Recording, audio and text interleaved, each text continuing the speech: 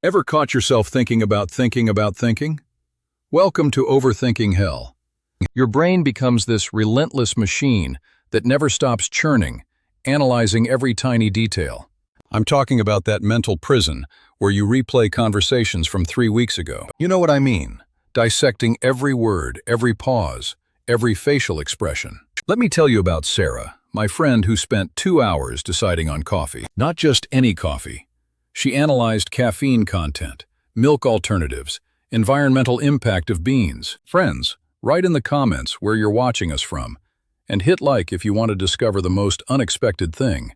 The cashier literally asked if she needed medical assistance, while she debated oat versus almond milk. This is your first warning sign.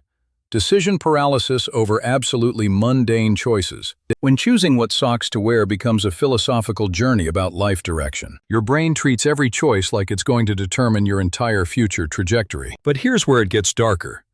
This mental hyperactivity starts eating you alive. Sign number 2 hits different. You become a professional conversation archaeologist. You excavate every interaction, searching for hidden meanings that probably never existed. She said, "Thanks," instead of "thank you." Does she secretly hate me? Your mind transforms into this detective agency that specializes in manufacturing problems. Meanwhile, the other person forgot the conversation happened 5 minutes after it ended. This archaeological expedition through past conversations becomes your full-time occupation. You develop expertise in reading between lines that contain absolutely nothing meaningful. The third sign will make you question everything. Future catastrophizing becomes your superpower. You don't just plan for tomorrow, you script entire disaster movies in your head. Sending one email triggers a mental simulation of 17 different ways it could backfire. Your brain becomes this hyperactive screenwriter, producing horror films about ordinary situations. What if my boss thinks I'm incompetent? What if I get fired?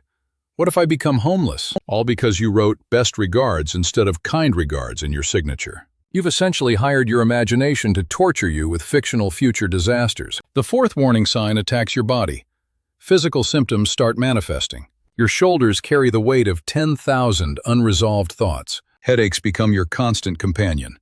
Like that friend who never leaves your house. Your jaw clenches so tight you could crack walnuts with your teeth. Sleep becomes this mythical concept you've heard about but never actually experienced. 3 a.m. finds you wide awake, running mental marathons about tomorrow's presentation. Your body keeps the score of every mental battle you've fought in your head. Sign 5 reveals the social destruction. You become an interaction analyst. Every social gathering becomes a research project for your overactive brain. You analyze facial expressions like you're decoding ancient hieroglyphics. Why did Jake pause for 2 seconds before laughing at my joke? You transform from participant to observer, watching life instead of living it. Conversations become performance reviews, where you grade your own social skills. Meanwhile, everyone else is just enjoying the moment while you're conducting behavioral studies. The final sign is the cruelest. You become your own worst enemy. Your inner voice transforms into this relentless critic that never takes vacation days. It analyzes your analysis of your overanalysis. Meta-thinking, inception-level stuff. Why do I overthink everything?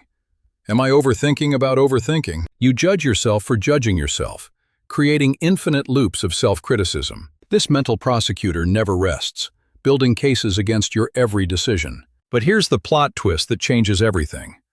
Recognition is your first step toward freedom. Acknowledging these patterns breaks their invisible hold over your daily existence. Your overthinking brain isn't broken. It's just running outdated survival software. Start small. Catch yourself in the act and simply say, "There I go again." Practice the art of good enough. Not every decision needs doctoral-level analysis. Set thinking time limits. Give yourself 10 minutes to worry, then move on. Remember, thoughts are just mental events, not absolute truths about reality. Your worth isn't determined by how perfectly you analyze every life situation. The goal isn't to stop thinking. It's to think more intentionally and effectively. Which of these 6 signs resonated most with your personal experience? Share your overthinking stories below. You're definitely not alone in this mental maze.